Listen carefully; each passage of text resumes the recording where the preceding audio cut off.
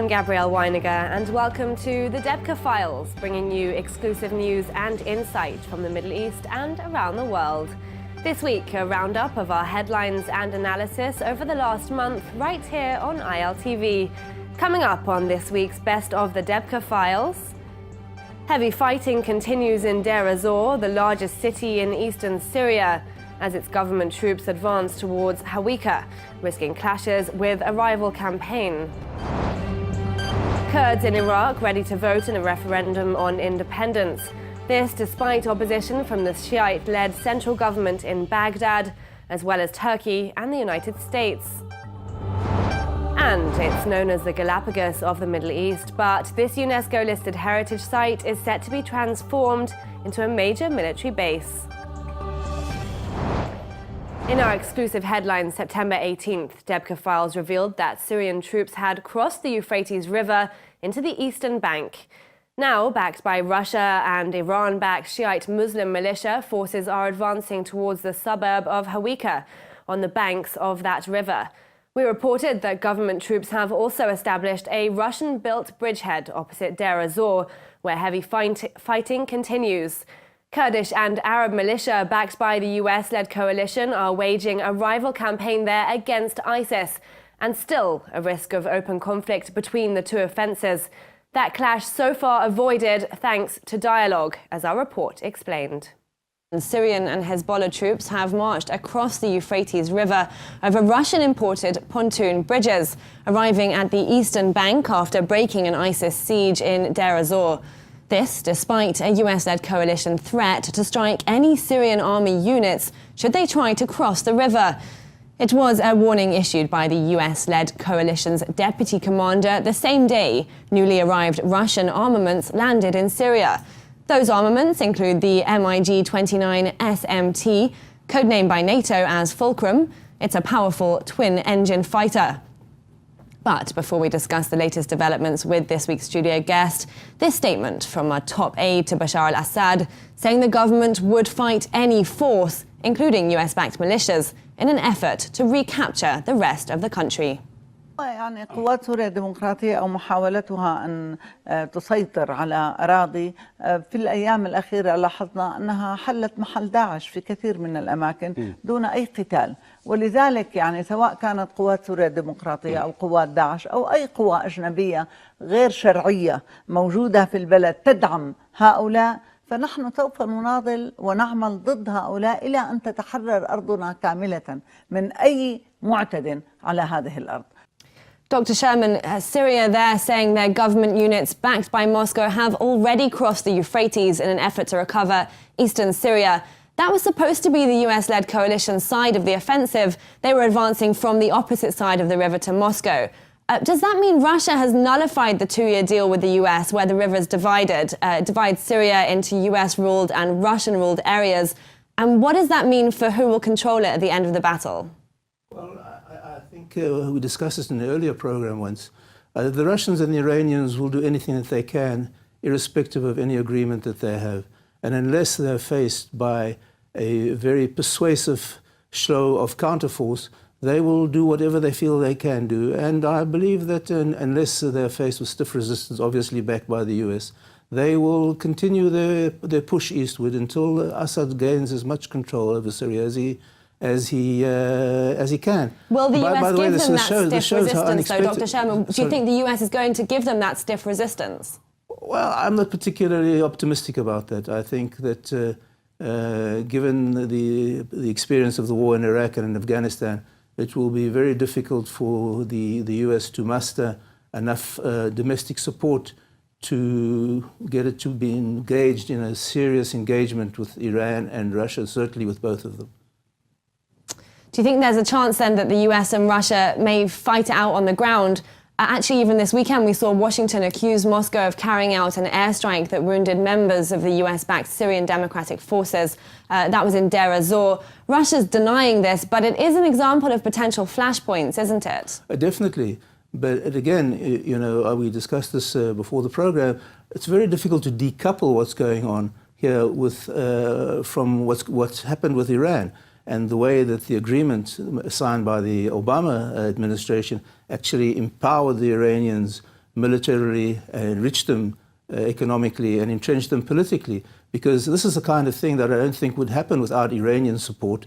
And Iranian support is only forthcoming because of the empowerment that it's received from the agreement that was signed with the Obama administration. I think it's the first of the, well, not the first, but certainly a continuation of the bitter fruits that we're going to harvest from that agreement. Bashar al-Assad saying he's ready to fight to recapture the parts of Syria he's lost over the last 6 years, talking about strengthening of allies. He and his allies appear to be upping their ante in the war. Are we seeing the beginning of the end here? I'm not sure. I'm not sure we're seeing the beginning of the end, but certainly this is a completely different scenario than people would have imagined in, say, 2011, when many people, even in Israel, senior military figures here, were predicting that Assad would fall within 3 or 4 months. So I think this illustrates how dangerous it is to make predictions in this region when it comes to political and strategic outcomes. Indeed. What about Israel, though? It's threatened to act against Iranian presence on its northern border. Are we going to see Israel step up its game, given the gains being made by the Syrian government and its allies?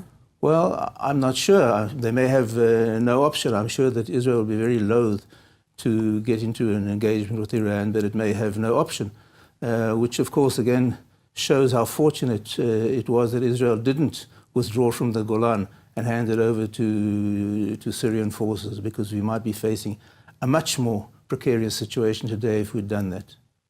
OK, Dr. Martin Sherman of the Israel Institute for Strategic Studies, thanks so much for joining us for this week's edition. Thank you for inviting me once again.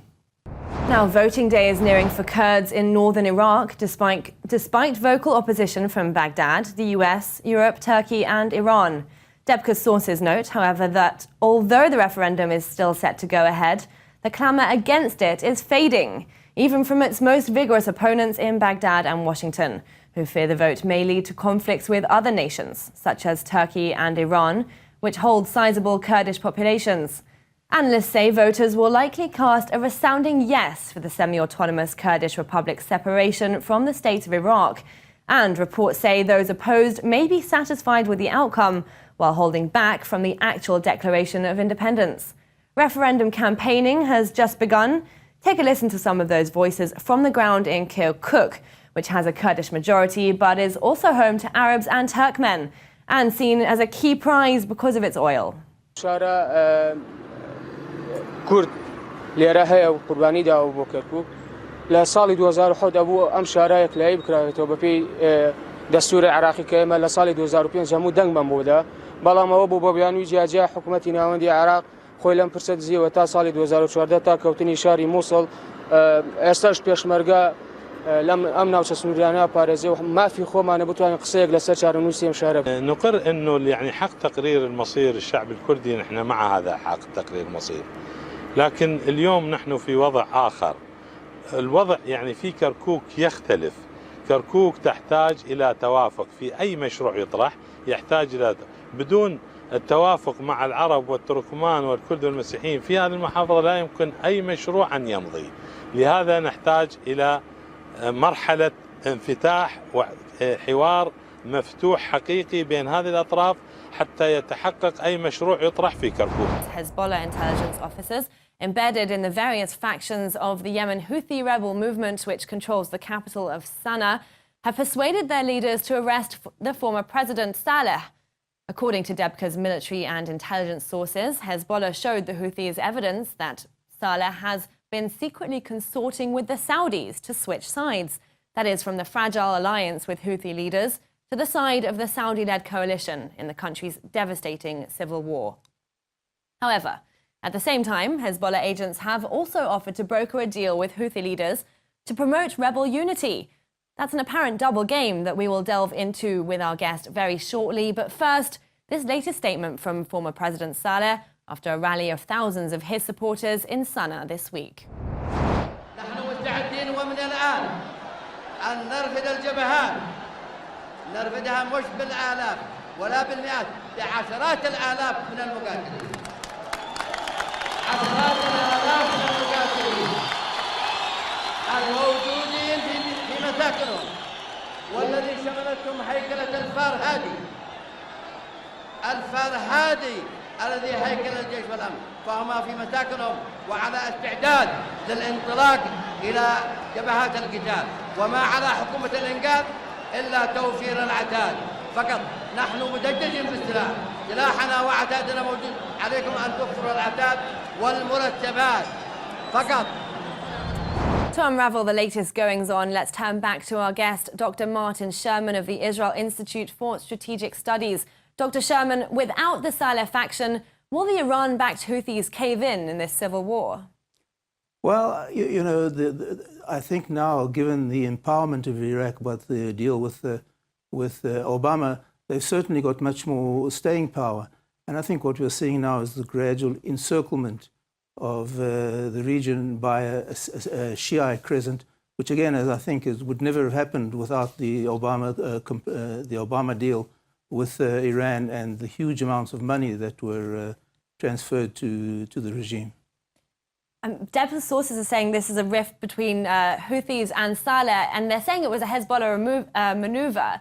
That means they're playing both sides. What's the motive behind the group's actions in Yemen and this apparent double game? Well, one of the reports I saw suggested that this is a ruse to try and trap the Saudis into action under the impression that there is a rift when there isn't really a rift, and to draw them into a battle which they may well lose and force the Saudis to withdraw. There is currently actually a Saudi offensive that began last week on the Red Sea port town of Hudaydah. That may be a key test for the Houthis. That port's under their control and also the main entry point for the majority of Yemen's food supplies and also their humanitarian aid. This battleground could be seen as a key test for the unity of the rebels and for the outcome of the war in general, couldn't it? Yes, I think it could. But again, you know, it shows, you know, I'm a bit parochial, so I'm always trying to work out what the implications for Israel are. And there's quite a strong lobby in Israel supporting Israel adopting the Arab Peace Initiative. And I think this disarray and these shifting alliances within the Arab world should really be a warning for Israel as to the consequences of adopting the Arab Peace Initiative based on a prevailing configuration of so-called alliances. So I think that's one of the reasons, one of the things that Israel should take note of. Before we go into that, let's move on now. And Turkish President Tayyip Erdogan has called out a decision by an American court to arrest Turkish security guards involved in a fight back in May during his visit to the American capital. Erdogan blaming the Kyrgyzstan Workers' Party, or the PKK, and accusing the US of failing to provide him protection during his visit. Bununla ilgili söylenecek tek şey, zaten Dışişleri Bakanımız biliyorsunuz Amerika Büyükelçisini Dışişleri Bakanlığı'na çağırdılar. Gerekli uyarıları kendilerine yaptılar. Bu başlı başına bir skandaldır. Yani Amerika'da adaletin nasıl çalıştığının çok açık, net bir skandal ifadesidir. Well, this comes just days after US-led coalition forces fired back after being shot at near Manbij. That's in northern Syria last week. That area said to be held by Turkish-backed rebels. No casualties in that exchange, but a day later, the coalition told Turkey to tell the rebels it backs there that firing on their forces is, quote, not acceptable. All this just after American defense officials held meetings in Ankara to assure its ally over its clashing military partnership with a collection of local Syrian forces who Turkey considers to be terrorists, allied with the PKK. Let's go into this a bit further with our guest, Dr. Martin Sherman. Tensions between these NATO allies have increased dramatically since the attempted coup in Turkey on July 15th last year. Are these incidents, both the exchange of fire and the arrest of Turkish guards on American soil, a sign of further escalation between the two allies? Well, I think in general the relationships between Turkey and the West can only go south. I think, again, you know, trying to draw the implications for Israel. I was always. Before we get to that, though, where do you think the red line is? Where do you think, how far can these allies push each other? Well, that's a good question, and I'm not sure that I could define an easily visible line. But I think it's going to be a gradual across the board deterioration. And this is going to create a very serious problem for NATO, because what are you going to do with a recalcitrant member like Turkey, who now is also drawing closer and closer to Iran over the Kurdish issue. So this is really a tangled mess. I really don't think that I'm in a position to say, well, if Turkey does this, the US will do that. All right, let's pick up on that Kurdish issue then. There's an upcoming independence referendum in the semi-autonomous regional council of Iraq. How does that play into that? I mean, Washington's also opposed to the vote. How will they play a stronger hand with their Kurdish allies to keep Turkey on side? Well, will they have to do that? Again, I think the American attitude to Kurdish independence here highlights the double standard of international relations. Because if you look at the Kurdish claim for independence, which the Americans oppose, and the Palestinian claim for independence, which the Americans support, it's night and day. I think a far stronger case could be made for Kurdish independence and the strategic importance of Turkey for the West rather than for the Palestinians. So I think that this is an interesting issue that deserves much more attention. Why the Americans have this paradoxical, almost perverse dichotomy in the relations vis-a-vis the Turkish independence, the Kurdish independence, and the Palestinian claims for independence. Well, talking of claims for independence, more deteriorating relations, and to Israel and Jordan, they're left reeling from July's crisis on Jerusalem's Flashpoint Temple Mount compound and the subsequent spillover to Amman, which saw an Israeli security officer shoot dead 2 Jordanians, one said to be armed with a screwdriver, during the altercation at the Israeli embassy in the Jordanian capital. Jordan's King Abdullah, after appeals by the US, Saudi Arabia and Egypt, did agree to calm the turmoil and evacuate the Israeli embassy, so long as the Israeli officer be put on trial in Israel with a harsh prison sentence. Subsequent popular discontent in Jordan has meant that the Israeli ambassador and the staff at the embassy in Amman still have yet to be allowed to return. Now, Debka File sources say relations are going into deep freeze.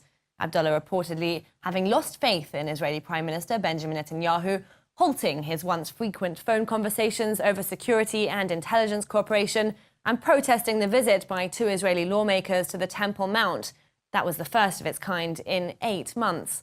Let's turn to our guest for the final time tonight, founder and director of the Israel Institute for Strategic Studies, Dr. Martin Sherman.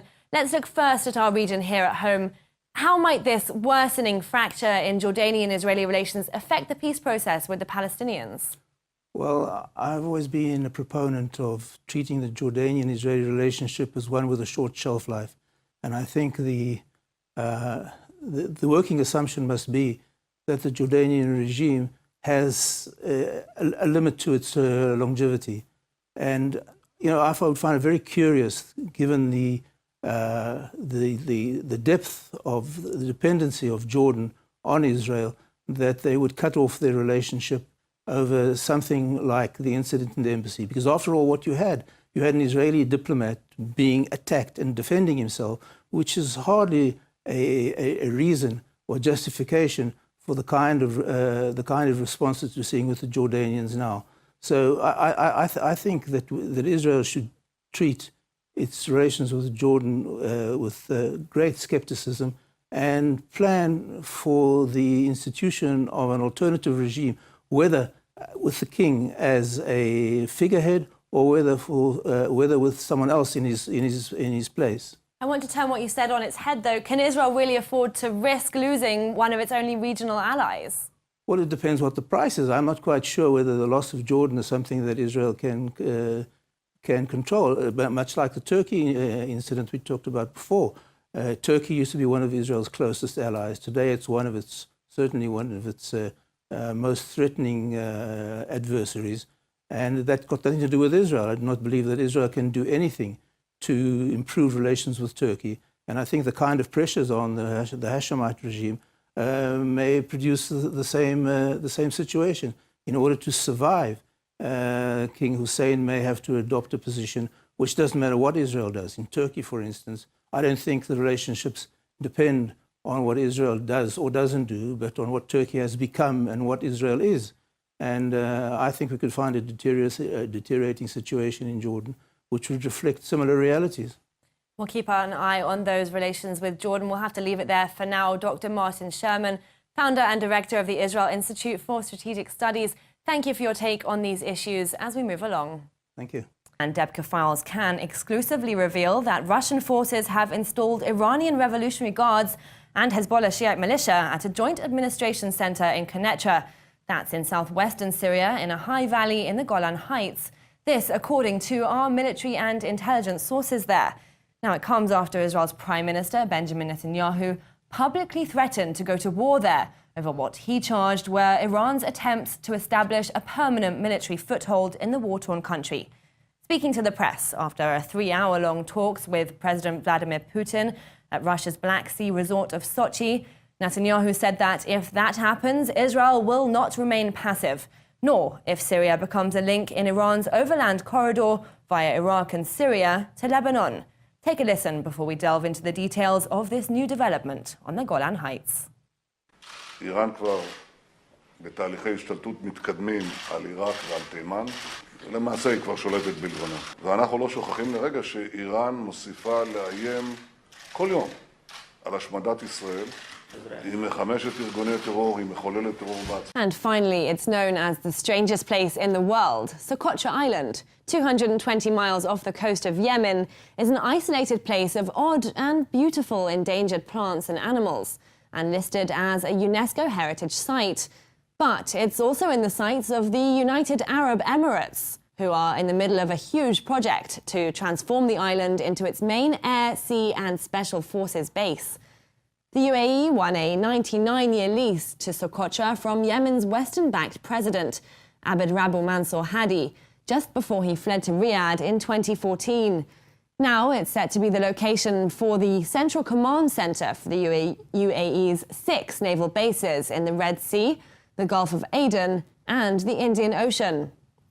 Now, another one of those military bases is on the Yemeni mainland itself, the port of Mukalla, just opposite Socotra. Critics saying the UAE has so-called colonized the Yemeni island. Let's bring you the news in brief. Tens of thousands of people gathered in the Chechnyan capital Grozny to protest against the violence the Rohingya Muslim minority faces in Myanmar. The rally was addressed by Chechen President Ramzan Kadyrov, who pledged to, quote, oppose Russia's position if it supports the devil who commits crimes there. President Vladimir Putin later condemned violence in Myanmar and called on its government to seize control of the situation. Japanese Foreign Minister Taro Kono has asked Qatar to stop hiring North Korean laborers, in line with a proposed UN sanctions resolution calling on a ban to accept such workers. He said some Arab countries, including Saudi Arabia and Egypt, were employing thousands of North Korean workers. Little noticed at the Charlottesville rallies, T-shirts with slogans such as Bashar's Barrel Delivery Company, a reference to the Assad regime's indiscriminate use of barrel bombs in rebel-held areas, and support the Syrian Arab Army, and Assad did nothing wrong. One white supremacist noted Assad can solve the whole ISIS problem with just 2 chemical bombs. And a 52-year-old German ex-intelligence agent, also a former gay porn star, goes on trial in Dusseldorf on suspicion of treason. He's accused of visiting a jihadi chat room and offering information to would-be terrorists. He claims he only pretended to be a sympathizer because he was, quote, bored. That's it for this week's Best of the Debka Files so far. For updates on stories you heard here and more, sign on to our weekly newsletter at the website at the bottom of your screen. That's debka.com/weekly. Thanks for watching this special edition. Next week, more exclusive breaking news, insight, and analysis. See you then. Goodbye for now.